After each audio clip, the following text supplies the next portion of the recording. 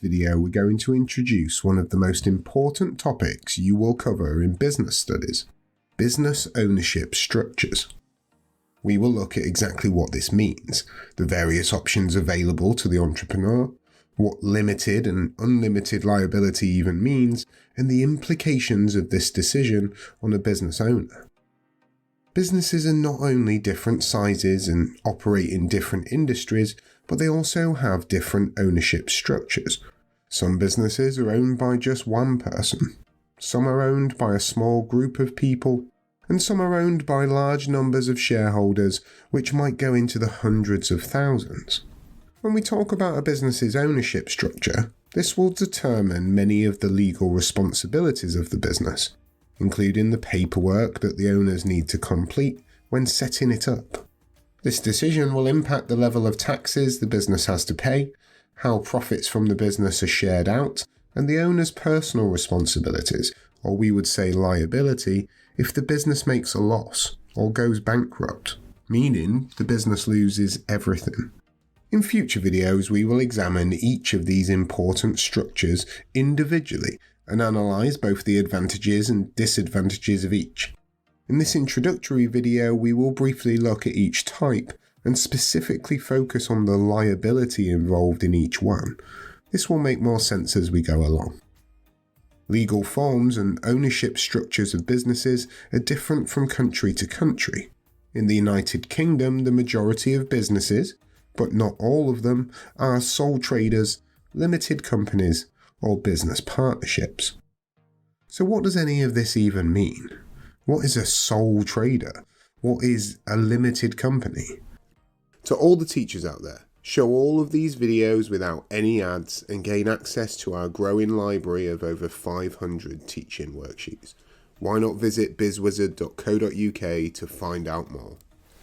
So, to start us off with a sole trader business, this is owned by one individual, one person who owns everything. Sole traders can keep all of the business's profits, but they are personally responsible for any losses the business makes, and for paying the bills incurred by the business. They have what we call unlimited liability, which basically means they are legally responsible for everything. Be careful. It's easy to think only one person works for a sole trader business. This is not the case, and they can take on employees, as many employees as they like. Now, on to business partnerships. Again, we will discuss this in much more detail in a future video, but for now you need to know that a partnership is an arrangement where two or more individuals share the ownership of a business. Profits from a partnership are shared between the partners, and each partner then pays taxes on their share. Each partner will usually bring different skills to the table, and importantly, they have unlimited liability.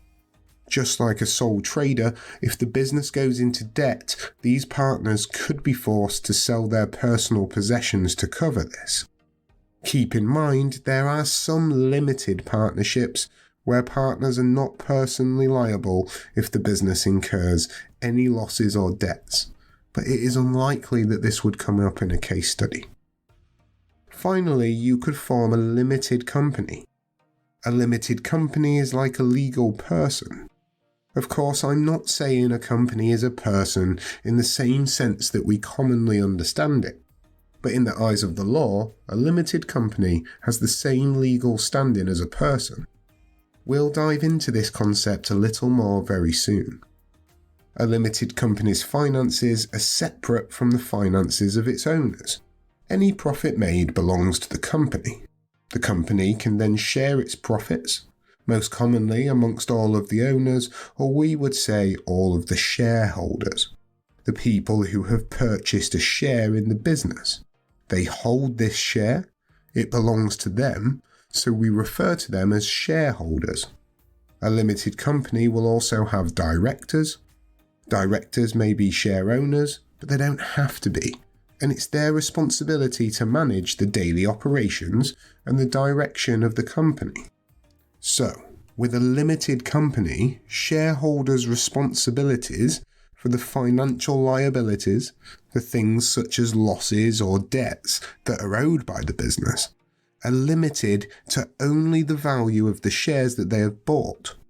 This means they do not have to pay out of their personal income or assets if the company runs into financial difficulties.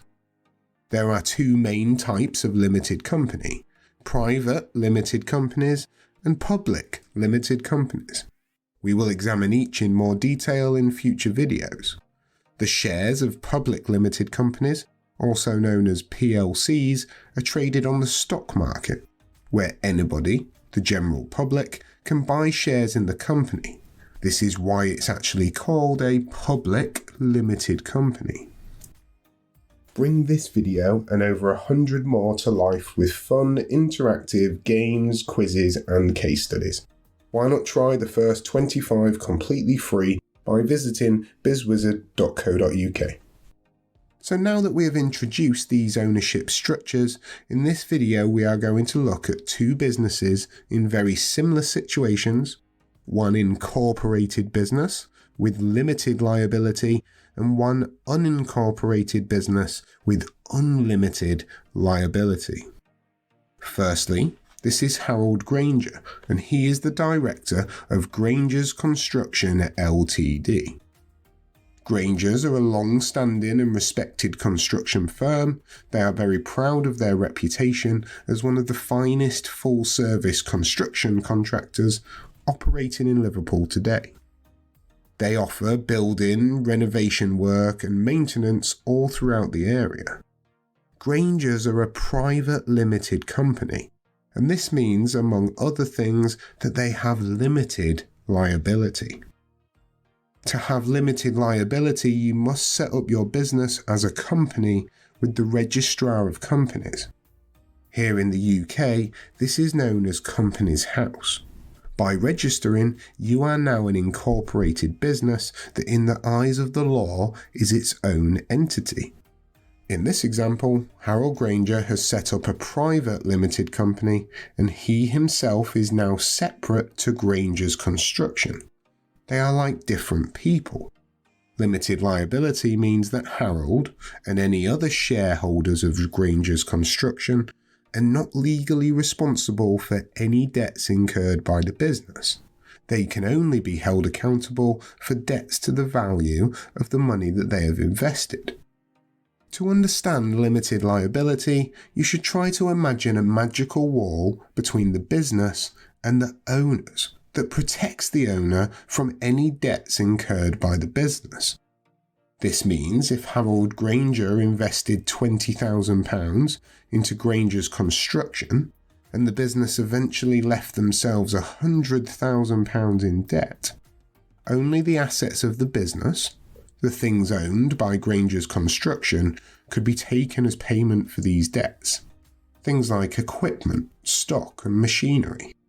Harold's own personal possessions, including his house, his car, they are safe.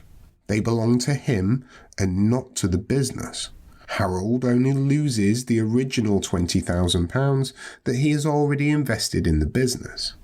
His liability is limited, and this is the same for any other shareholders in Granger's Construction.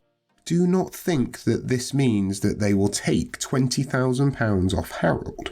His £20,000 is already invested in the business. It was put there to help the business operate, and if the business is £100,000 in debt, then £20,000 has already been paid by Harold. It has already been used to keep the business running, so if the company goes under, Harold's money is already lost.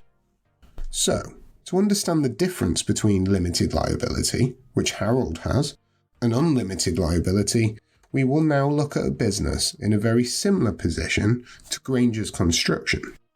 This is Hannah Hutton, a qualified bricklayer, and she started her business Agrico Construction back in 2009. Having spent many years working for other companies, gaining experience in all aspects of the building trade, Hannah decided to go it alone and hired additional workers to help her. Her business has grown each year through word of mouth and recommendations, enabling her and her team to take on bigger and more ambitious projects. Agrico builds new houses, warehouses and offices across Bristol and the southwest of England. Each of the video courses over at BizzWizard.co.uk also includes an interactive business case study that applies the knowledge learnt to a real-world scenario. There are over 1,000 multiple-choice questions, each with detailed feedback, which tests students' understanding of the content. Why not visit BizzWizard.co.uk to find out more? Unlike Granger's Construction, Hannah chose to operate Agrico as a sole trader business. Among other things which we will discuss in a future video, this means that Hannah has unlimited liability. It means that the business is unincorporated, it was not registered with the government as a company, and it is not a separate entity to Hannah. If we think back to Granger's Construction, when Harold invested his £20,000, his personal possessions could not be taken in the event the company ended up owing £100,000 of debt. He is not responsible for this, as the company is separate to him. This is not the case for Hannah and Agrico. As a sole trader business, she is responsible for any debts of the business, as unlike Harold, she has unlimited liability. Hannah also invested £20,000 into Agrico when she started in 2009. In the exact same situation as our previous example, if Agrico ended up £100,000 in debt, all of this money would be owed by Hannah. In the event that Hannah could not pay any of these debts, she would be expected to sell her own personal possessions, such as her house or car, to pay for them. If Hannah was still unable to pay, she may have to consider filing for bankruptcy, which can have serious implications on an entrepreneur's personal life and make managing finances in the future more difficult. We will explore each of these ownership structures in much more detail and then analyse the advantages and the disadvantages of unlimited and limited liability in the future. But for now, you must first fundamentally understand the difference between the two. With limited liability, the owners, just like Harold, are not responsible for any debts. Their liability, their legal responsibility is limited. That's why shareholders will risk investing. With unlimited liability, the owners of the business, just like Hannah, are responsible for these debts, and their personal possessions can be taken to cover these if the business is unable to pay. One of the major differences here being the level of risk taken by the entrepreneur, and how much they are willing to put on the line. Remember, choosing your ownership structure is one of the biggest decisions that you will make as an entrepreneur. You will be pleased to know that this decision is not set in stone, and you can make changes to the structure of your business as it grows and as circumstances change. This has been the BizzWizard. See you in the